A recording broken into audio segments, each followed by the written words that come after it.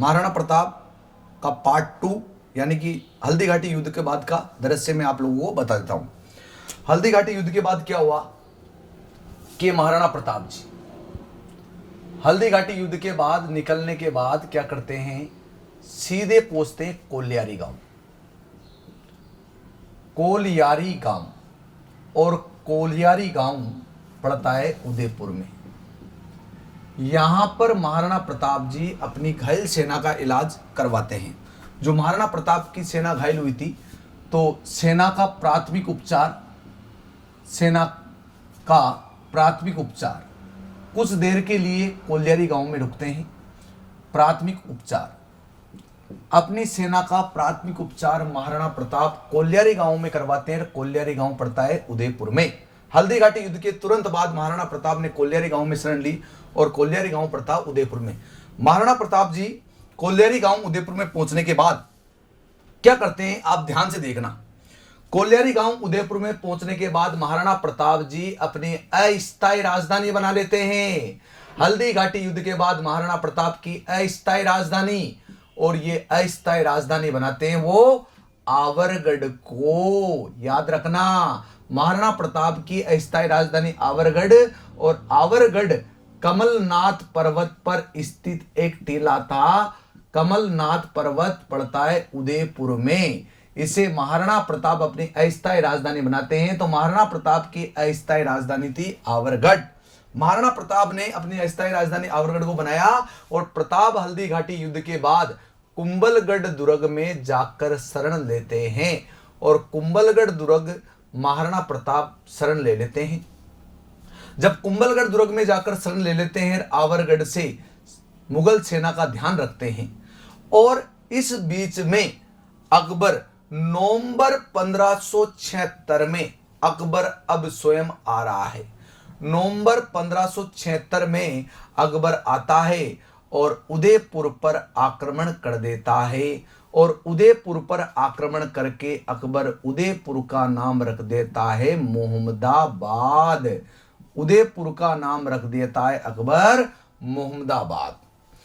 महाराणा प्रताप हल्दी घाटी युद्ध के बाद कोलियारी गांव में अपनी घायल सेना का इलाज कराते हैं। अस्थायी राजधानी आवरगढ़ को बनाते हैं। आवरगढ़ उदयपुर में पड़ता है। एक कमलनाथ पर्वत पर स्थित एक टीला है, और कुंभलगढ़ में स्थायी रूप से शरण लेते हैं महाराणा प्रताप। और नवंबर 1576 को अकबर स्वयं आक्रमण करते हैं, और अकबर उदयपुर का नाम बदलकर रख कर देते हैं मोहम्मदाबाद। तो उदयपुर का नाम मोहम्मदाबाद हो जाता है। अब इसके बाद की अगली प्रोसेसिंग क्या होती है कि अकबर का 5वां अभियान भेजा जाता है। अकबर अपना 5वां अभियान भेजता है कि भाई 5वां अभियान आता है, और अकबर का 5वां अभियान भेजा जाता है शाहबाज खां के नेतृत्व में।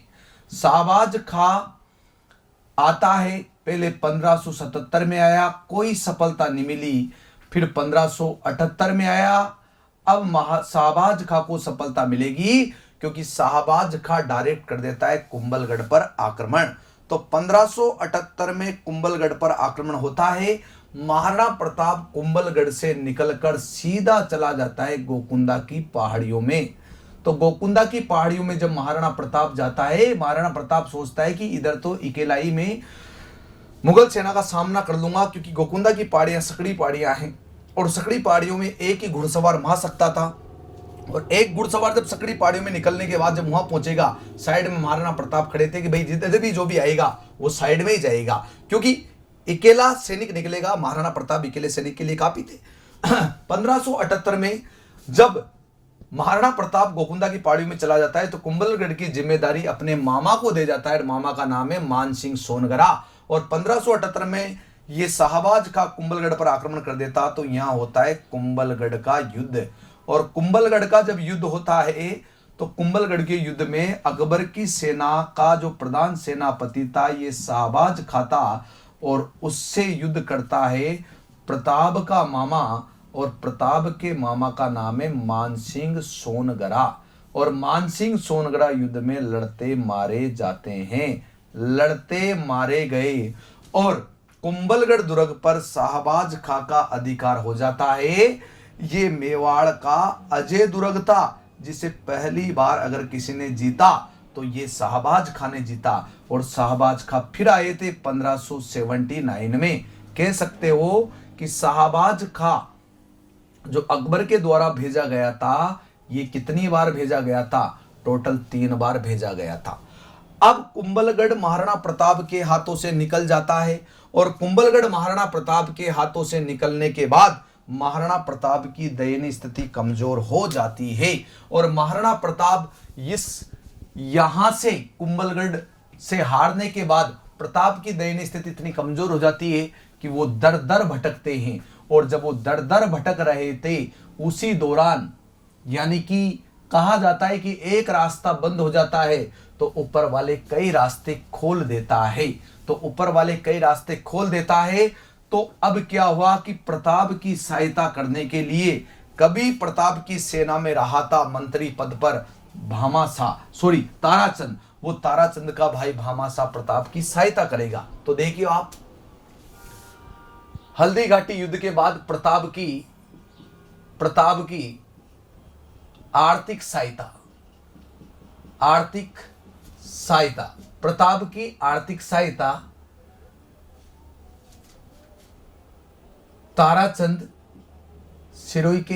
ताराचंद के भाई भामाशाह ने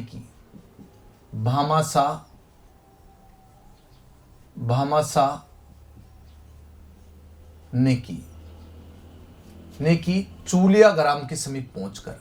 कहां मिले थे? चूलियाग्राम। और चूलियाग्राम कहां पड़ता? पाली पे। चूलियाग्राम पाली के समीप पहुंचकर महाराणा प्रताप की आर्थिक सहायता भामाशाह के द्वारा की जा रही है। भामाशाह ने 20,000 स्वर्ण मुद्राएं व 25 लाख रुपए दिए। 25 लाख रुपए दिए। तो भामाशाह को मेवाड़ का कर्ण कहा। कर्नल जेम्स टोड ने इन्हें दानवीर भी कहा जाता है और इन्हें मेवाड़ का उद्धारक भी कहा जाता है। मेवाड़ का कर्ण, दानवीर, उद्धारक भामाशाह को कहा जाता है। ताराचंद कभी महाराणा प्रताप की सेना में मंत्री हुआ करते थे।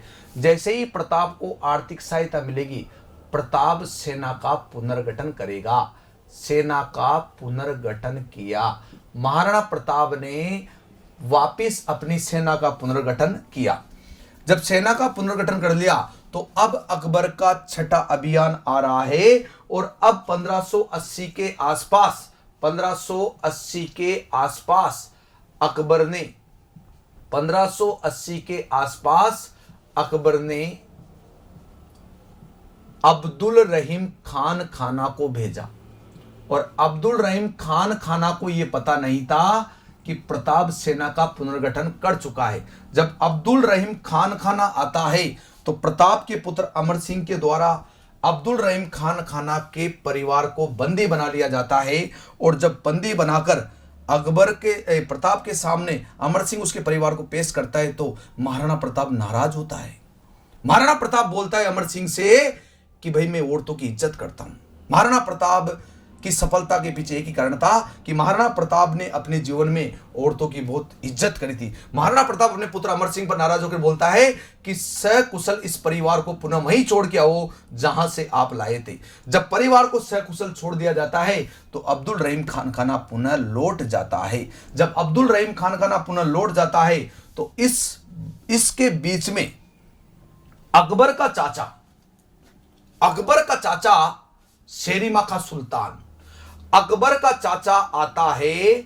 और अकबर का जो चाचा था या अकबर का सेनापति चाचा वो लगता था उसके रिश्ते में, तो उसका नाम था शेरिमा खा सुल्तान।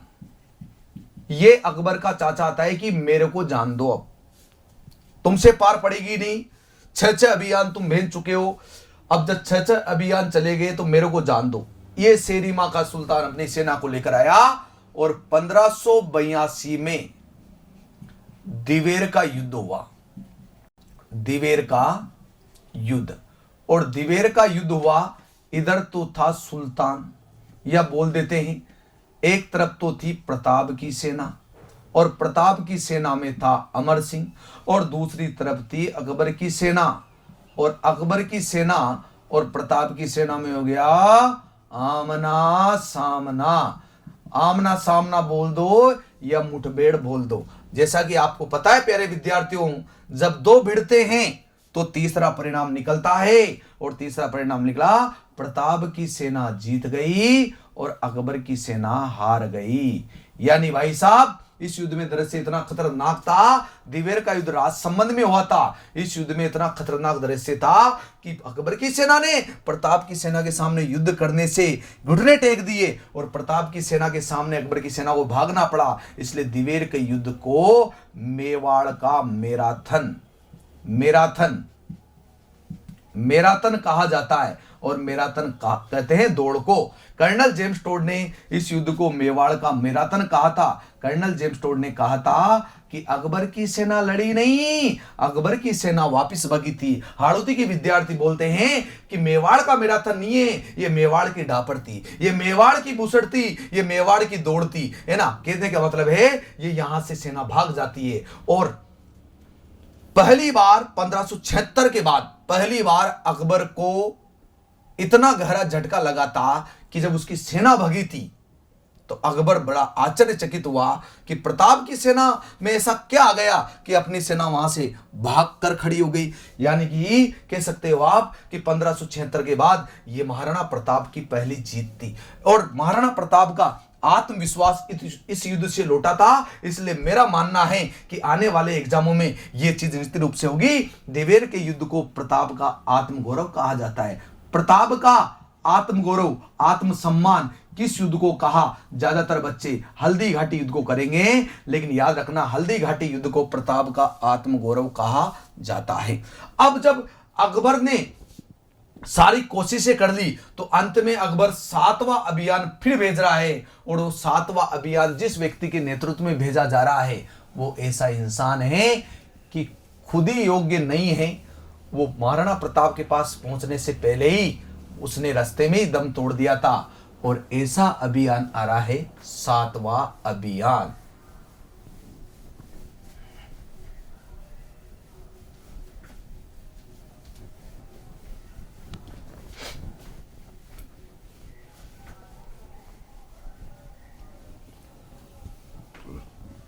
देखो अकबर अंतिम प्रयास कर रहा है।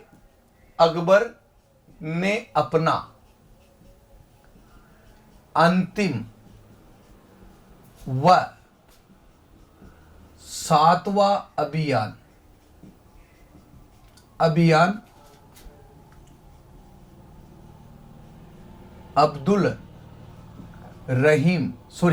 अकबर ने अपना 7वां व अंतिम अभियान आमेर के जगन्नाथ कछवा के नेतृत्व में भेजा। आमेर के जगन्नाथ कछवा, आमेर के जगन्नाथ कछवा को भेजा 1584 में। जगन्नाथ कछवा जी आने से पहले ही मांडल में मर गए। मांडल में इनका देहांत हो गया, और मांडल पड़ता है भीलवाड़ा में। इनका देहांत हो गया, और जगन्नाथ कछवा जी की 32 खंभों की छतरी बनी हुई है मांडल में। मांडल और मांडलगढ़ में अंतर है ना। अकबर ने अपना अंतिम प्रयास कर लिया। महाराणा प्रताप सेना का पुनर्गठन कर चुका है। महाराणा प्रताप मजबूत हो चुका है। प्यारे विद्यार्थियों, महाराणा प्रताप अब अपना कार्य करेगा। महाराणा प्रताप जब सारे अभियानों को असफल कर चुका था तो अकबर ने एक झूठी अफवाह उड़ाई, और अकबर ने झूठी अफवाह उड़ाई, और उसी दौरान अकबर के दरबार में एक बीकानेर के पृथ्वीराज राठौड़ हुआ करते थे, जो अकबर के दरबारी विद्वान थे। अकबर ने उनको बुलाया, अरे सुनो पृथ्वीराज राठौड़, तुमने सुना है? पृथ्वीराज राठौड़ ने बोला, भाई क्या? अरे महाराणा प्रताप मान गए हैं, महाराणा प्रताप आने को तैयार है, और महाराणा प्रताप अधीनता स्वीकार कर रहे हैं। और जब पृथ्वीराज राठौड़ ने यह बात लिखी तो तुरंत पृथ्वीराज राठौर ने खत लिखा और पृथ्वीराज राठौर ने खत में लिखा कि क्या अब राजपूतनियां विधवा हो जाएगी, क्या तलवारें म्यान के अंदर चली जाएगी, क्या शेर गिदड़ के भांति आकर रहेगा।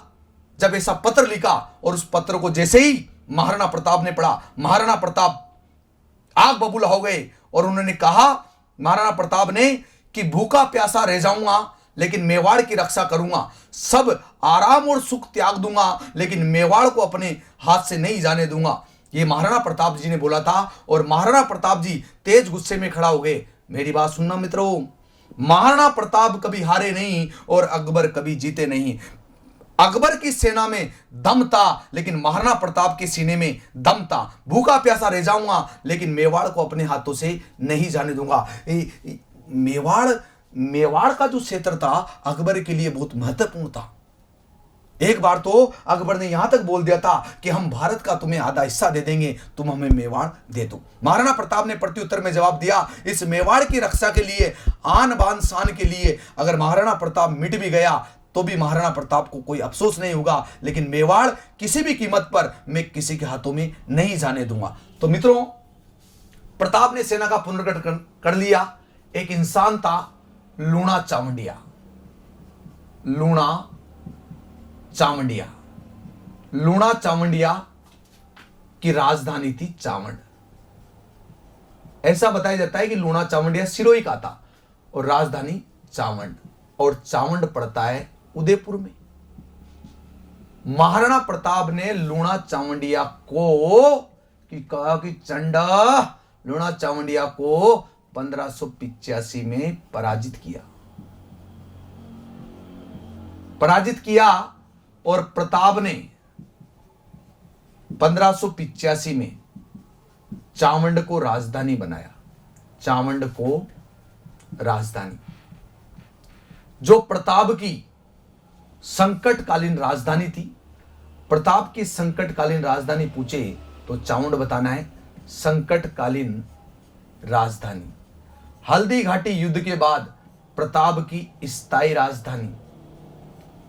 राजधानी, हल्दी घाटी युद्ध के बाद प्रताप की स्थायी राजधानी पूछे तो वो चावंड है। ये चावंड लगभग 28 वर्षों तक मेवाड़ की राजधानी रही थी। 28 वर्षों तक, यानी कि 1613 तक ये प्रताप की राजधानी, मेवाड़ की राजधानी रही थी। कह सकते हैं कि मांडलगढ़ और चित्तौड़गढ़ को छोड़कर, यानी कि मांडलगढ़ और चित्तौड़गढ़ को छोड़कर महाराणा प्रताप ने समस्त मेवाड़ पर अधिकार कर लिया था।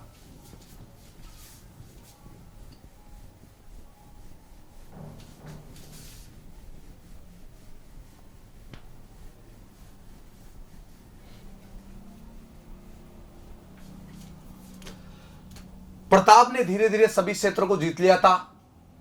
एक तो था मांडलगढ़, और मांडलगढ़ पड़ता भीलवाड़ा में। आपको बता दें, हल्दी घाटी युद्ध मुगल सेना ने यहीं से लड़ा था।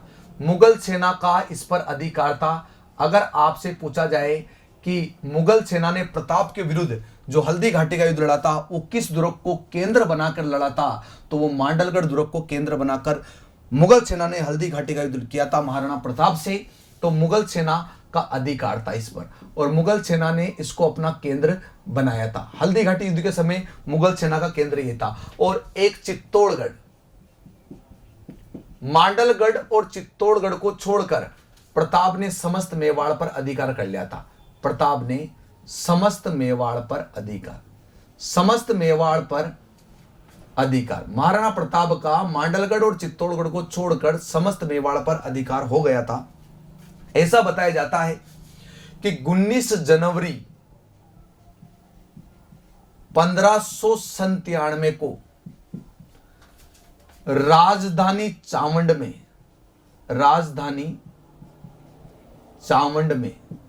57 वर्ष की आयु में प्रताप का देहांत हो गया। क्या हो गया? देहांत। प्रताप का दाह संस्कार बांडोली, उदयपुर, बांडोली उदयपुर में किया। ऐसा बताया जाता है कि बांडोली में प्रताप की 8 खंभों की छतरी है। बांडोली में प्रताप की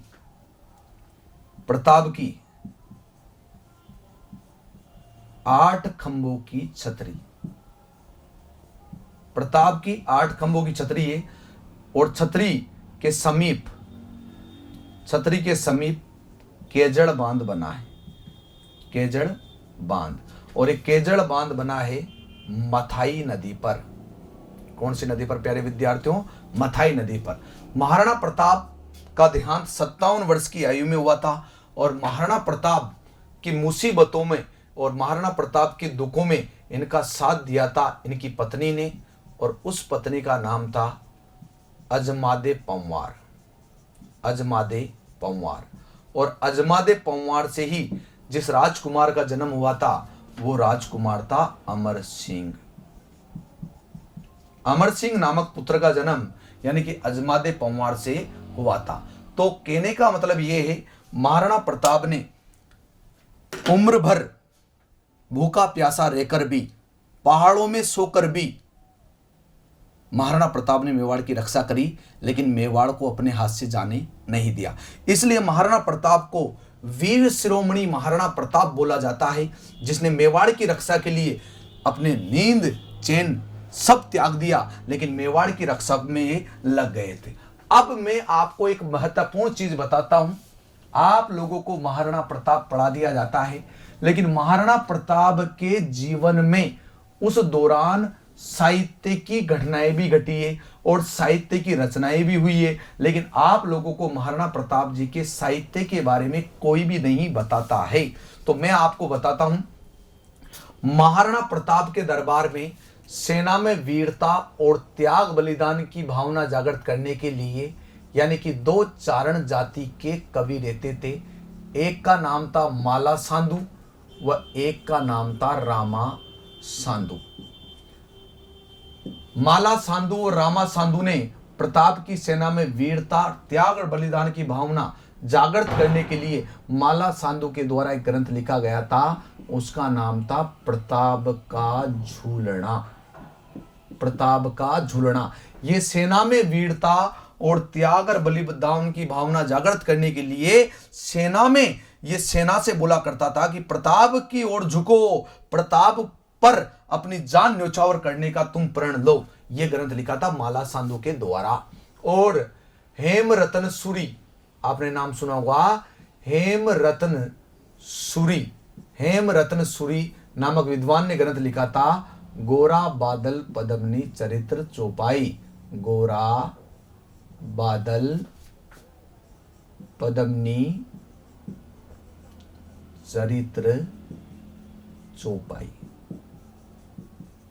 चौपाई। और महाराणा प्रताप जी के काल में उनके दरबार में चक्रपाणी नामक विद्वान ने ग्रंथ लिखा था। एक तो लिखा था विश्ववल्लभ या विश्ववल्लभ। एक लिखा था राज्याभिषेक पद्धति।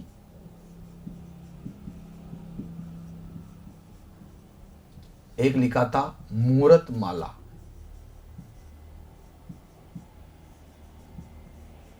ये ग्रंथ है चक्रपाणी नामक विद्वान के। आप लोगों को बता दें, महाराणा प्रताप जी के बचपन का नाम था कीका। महाराणा प्रताप जी के बचपन का नाम कीका था। भील सरदार पहाड़ी क्षेत्रों में बच्चों को कीका नाम से बुलाते हैं। इनका जन्म जो हुआ था वो 9 मई 1540 को कुंभलगढ़ दुर्ग है। उस कुंभलगढ़ दुर्ग में एक और दुर्ग है कठारगढ़, और उस कठारगढ़ दुर्ग में एक महल है बादल महल। उस बादल महल में ही इनका जन्म हुआ था। महाराणा प्रताप जी का जन्म बादल महल में हुआ था। और मेवाड़ केसरी इन्हें कहा जाता है, वीर शिरोमणि इन्हें कहा जाता है। और प्रताप जी को साहित्य में कहा जाता है, प्रताप को साहित्य में पाथल नाम दिया गया है। क्या नाम दिया गया है? पाथल। और प्रताप का घोड़ा जो चेतक था, ये चेतक काठियावाड़ी नस्ल का था, काठियावाड़ी नस्ल का चेतक जो, और चेतक की जो समाधि है ये समाधि बालीचा में, बालीचा में चेतक की समाधि। और हाकिम का सूरी का जो मकबरा है वो हाकिम का सूरी का मकबरा खमनोर,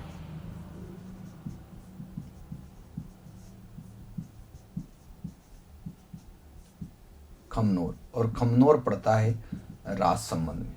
हाकिम का सूरी का मकबरा खमनोर है और खमनोर पड़ता है राजसमंद में। महाराणा प्रताप की सेना में चारण जाति के कवि रहते थे, माला साधु, रामा साधु। उन्होंने प्रताप का झूलना ग्रंथ लिखा था।